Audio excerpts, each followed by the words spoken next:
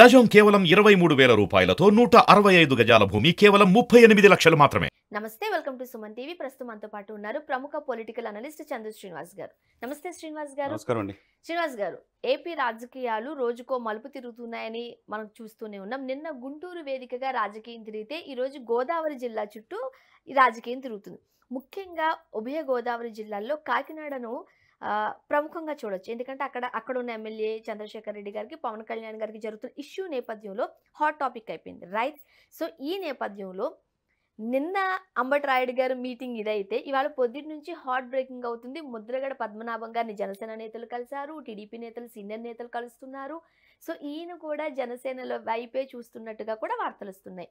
మీ దగ్గర ఉన్న సమాచారం ఏంటి? మీరు తీసుకునే టాపిక్లో మీరు అన్నట్టు నిన్న గుంటూరు కేంద్రంగా జాతీయ స్థాయిలో ఆయన స్పోర్ట్స్ మ్యాన్ కాబట్టి, మంచి క్రికెటర్ కాబట్టి నిన్నంతా ఆయనే ఉన్నాడు ముందు. ఒకసారి అట్లా చూసింది, ఎందుకంటే ఆయన క్రికెటర్ కాబట్టి అంబటి తిరుపతి రాయుడు ఏంటి అధికార పార్టీలో వెళ్ళి 6 రోజులు కూడా ఉండకుండా ఇటు వచ్చేసాడు ఏంటి అనేది ఒకవైపు అది చర్చ. అది మంచి పరిణామం. మనం 3:30 గంటల సుదీర్ఘమైన మీటింగ్లో వాళ్ళిద్దరు భావాలు కలిసినట్టున్నాయి. లేకపోతే అంత సుదీర్ఘంగా జరగదుగా, విత్ లంచ్ మీటింగ్ జరిగినట్టుంటుంది. మీరు అన్నట్టు నేనంతా గుంటూరు వైపే.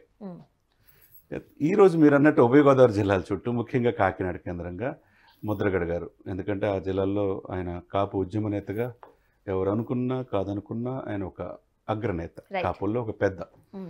అదేవిధంగా హరిరామజోగి గారు లాంటి వీళ్ళిద్దరే 2 కళ్ళు లాంటి వాళ్ళు కాపులకి.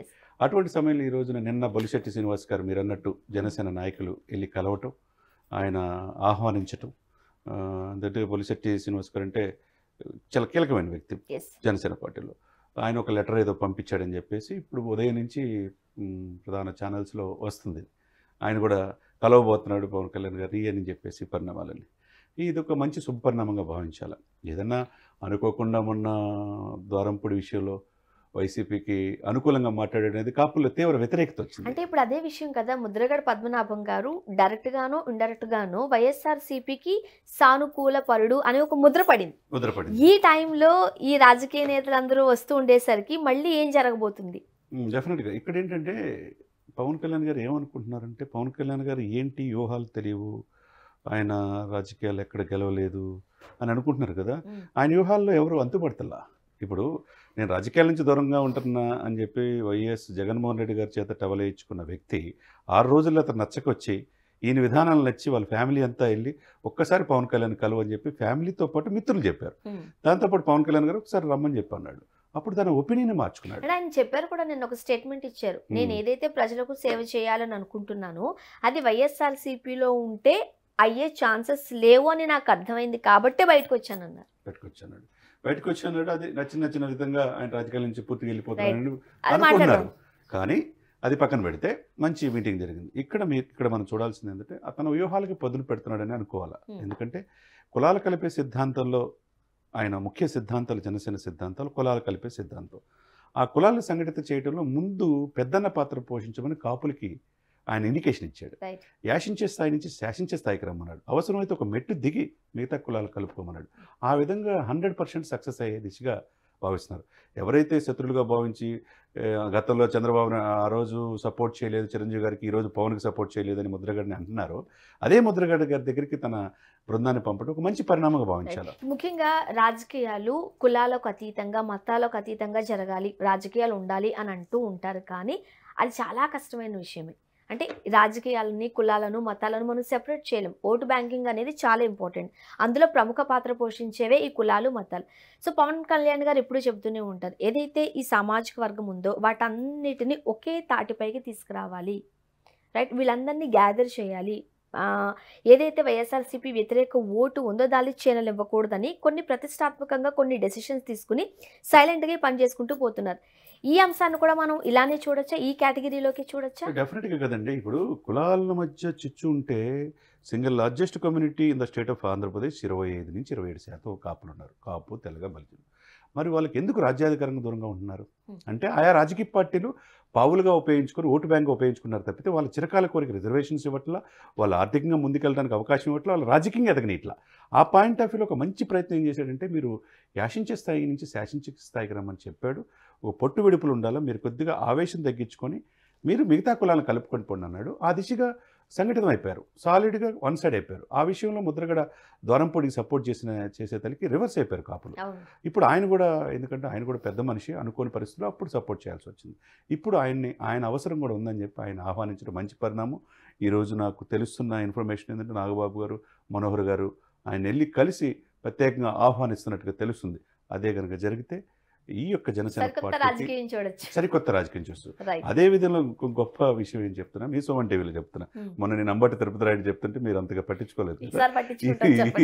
ఈ రోజు బ్రేకింగ్ న్యూస్ ఏంటంటే 1 గంటకి నాకు తెలిసిన అథెంటిక్ ఇన్ఫర్మేషన్ ప్రకారం పవన్ కళ్యాణ్ గారిని 1 గంటకి చాలా పెద్దలు, కాపు సంక్షేమ సేన అధ్యక్షులు, సీనియర్ రాజకీయ నాయకులు, మాజీ హోమ్ మినిస్టర్, మాజీ పార్లమెంట్ సభ్యుడు, తన పదవిని ఒక 1 year ఉన్న ఎంపీ పదవిని త్యాగం చేసి ప్రజారాజ్యం కోసం ఆ రోజు చిరంజీవి గారి కోసం త్యాగం చేశాడు.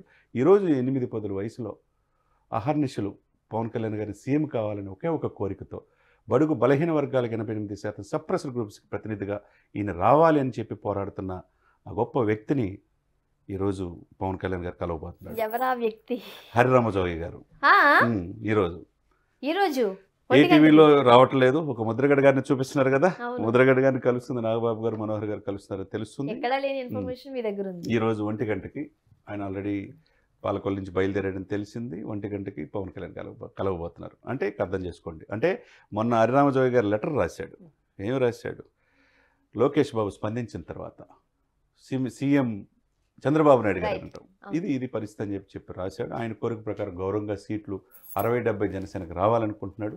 అదేవిధంగా పవర్ షేరింగ్ కావాలని కోరుకుంటున్నాడు హరిరామజోగి గారు.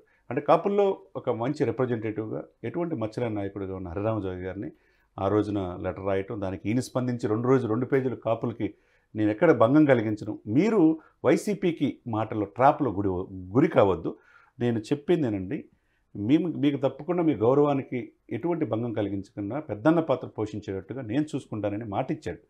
2 పేజీలో హార్ట్ టచ్గా చేసి ఈ మాట ఇచ్చిన 4 రోజుల్లోనే ఒకవైపు ముద్రగడ గారిని ఆహ్వానించడం, ఈ వైపు డైరెక్ట్గా హరిరామజోగి గారిని కూడా ఆహ్వానించడం, ఈ పరిణామాలంతా ఎటువైపు వెళ్తుంది? ఎవరి వ్యూహాలకు అంతుపడతలా? ఇక్కడ మనం చూస్తే ఇప్పటి వరకు పవన్ కళ్యాణ్ గారు ఆ ప్రజలతో ఏదో ఉన్నారులే, డబ్బులు ఏదో ఖర్చు పెడుతున్నారు, కానీ అసలు సిసలైన రాజకీయాలు తెలియవు, పిల్లకాకి లేకపోతే రాజకీయాలలో చంటి పిల్లోడు, ఇలా రకరకాలుగా వ్యాఖ్యానించిన సందర్భాలు మనం చూసాం. ఆయన చాలాసార్లు వెనకే ఉన్నప్పటికీ, అంటే ప్రజల్లో లేరు, ఇవన్నీ కమెంట్స్ పక్కన పెడితే ఏదైతే వ్యూహం ఉంటుందో ఆ వ్యూహాలన్నీ నాకు వదిలిపెట్టేది, నేను చూసుకుంటా అని అంటుంటారు. ఇవి చూస్తుంటుంటే ఇంత పదునైన వ్యూహాలు వెనకుండి గట్టిగానే వేస్తున్నట్టుగా లేదు. ఈ రోజు నిన్న మీరు చూసారు, ఈ రోజు దానికి ఎందుకు ఫేస్ రోజు కనిపించాల్సిన అవసరం లేదు. ఆయన సినిమాలు చేసినా కూడా వ్యూహాలు పన్నచ్చు. డెఫినెట్ గా ఆయన ఎందుకు కాముగా ఉన్నాడు? వారాహయాత్ర 3-4 చేశాడు కదా, ఇప్పుడు వారాహయాత్ర లేకుండా సినిమాలు చేసుకుంటున్నాడు. రాజకీయాల్లో నిత్యం ఉండాలనుకుంటున్నారు, నిత్యం ఉండాల్సిన అవసరం లేదు. వ్యూహాలకు పదులు పెట్టి ఎవరు ఎప్పుడు ఎక్కడ జాయిన్ అయితే చాలు. కాబట్టి ఇప్పుడు నిన్న చూసాం పరిణామాలు, ఈ రోజు చూసాం. ఎందుకు ఆ పార్టీ నచ్చుకొచ్చాడు తెలిసింది. ఈరోజు కాపుల్లో ఒకటే సంఘటితం, ఇది కోరుకుంటుంది కాపు జాతి. సింగల్ లార్జెస్ట్ కమ్యూనిటీ అధికారంగా దూరంగా ఉంటుంది ఈ కాపులంతా. ఆయన ఒక మాట పవన్ అన్న, ఎక్కడ కూడా పెద్దన్న మీరు తిట్టినా నన్ను స్వీకరిస్తాను, ఆశీర్వాదంగా భావిస్తానన్నాడు. నా తలుపులు తెరిచే ఉంటాయన్నాడు. ఆ తలుపులు తెరిచి ఒకవైపు ముద్రగడ గారిని, ఒకవైపు జోయ గారిని ఆహ్వానిస్తున్నాడంటే ఇక చూసుకోండి. ఆ రాజకీయాలు ఎవరు ఒకందం. అధికార పార్టీకి ఇది చాలా భయంతో కూడిన పని. ఎందుకంటే గోదావరి జిల్లాలో ముఖ్యంగా అందులో 34 కాన్స్టిట్యున్సీలు ఒక్క సీటు కూడా వైసీపీకి రానినని ఛాలెంజ్ చేశాడు పవన్ కళ్యాణ్. మరి ఆ దిశగా అడుగులు వేస్తున్నట్టే కనపడుతుంది. ఎందుకంటే ముద్రగడ గారు ఏదన్నా అన్నా నేను స్వీకరిస్తాన్నాడు. ముద్రగడ గారు గొప్ప నాయకుడు, ఉద్యమాల్లో రిజర్వేషన్ సమస్యలో పొరపాటునప్పుడు ఆ రోజు సిచ్యువేషన్ ప్రకారం వైసీపీకి ఫేవర్గా మాట్లాడి ఉండొచ్చు. కానీ పెద్దరికంగా ఆయన గౌరవించాల్సిన బాధ్యత ఈ కాపు జాతి. కాపులు కూడా ఇప్పుడు ఈ సందర్భంగా తెలుసుకోవాల్సింది ఏంటంటే, ఇటువంటి గొప్ప అవకాశాన్ని ఒక గొప్ప నాయకుడు మీకోసం ఉన్నప్పుడు పెద్దన్న పాత్ర పోషించి ఆయన చెప్పినట్టు నడిస్తే కనుక మంచి జీవితం, మంచి రాజకీయ జీవితం వీళ్ళకి బడుగు బలహీన వర్గాలతో పాటు కాపులు కూడా ఎదిగే అవకాశం స్పష్టంగా కనపడుతుంది. ఈరోజు జరిగే పరిణామం, ఇప్పుడు ఒకవైపు ముద్రగడ గారు వస్తున్నారు, ఒకవైపు జోయ గారితో మీటింగ్తో. ఎందుకంటే పెద్ద ఆయన శుతిమెత్తంగా చక్కగా ప్రజల్లో ఉన్నది ఏంటి అనేది స్ట్రైట్గా చెప్తాడు. రాజ్యాధికారులు కావాలంటే ఓట్లు అంటే రాజకీయాలకు ఇటువంటి సీనియర్ నేతలు కూడా చాలా అవసరం అవసరం. ఉంది. ఆయన కూడా ఏ స్వలాభాపేక్ష లేకుండా గౌరవంగా సీట్లు ఎన్ని కావాలని కోరుకున్నాడు. అదేవిధంగా పవర్ షేరింగ్ కోరుకున్నాడు. పలు రకాలుగా లెటర్లు రిలీజ్ చేశాడు. సీఎం కూడా లెటర్ ఇచ్చాడు. కాపు జాతిని ఎవరు మోసం చేస్తున్నారు రిజర్వేషన్ ఇవ్వకుండా అంటే జగన్మోహన్ రెడ్డి గారిని బాహాటంగా చెప్పాడు. ఒకవైపు రిజర్వేషన్ కోసం హైకోర్టులో కూడా పోరాడుతున్నాడు. కాబట్టి అటువంటి వ్యక్తిని పిలిపించుకొని మాట్లాడతాం. రేపు మధ్యాహ్నం ఏం జరుగుతుందో మనం చూడాలి. ఇవన్నీ శుభపరిణామం. జనసేనకి మంచి అద్భుతమైన ట్రాక్ వేస్తున్నాడు. నిన్న ఒక ట్విస్ట్ జరిగింది, ఈ రోజు ఒక ట్విస్ట్ జరగబోతుంది. రేపు ఏం జరగబోతుందో తెలియాలంటే వెయిట్ చేయాల్సిందే. Thank you so much. Thank you అండి.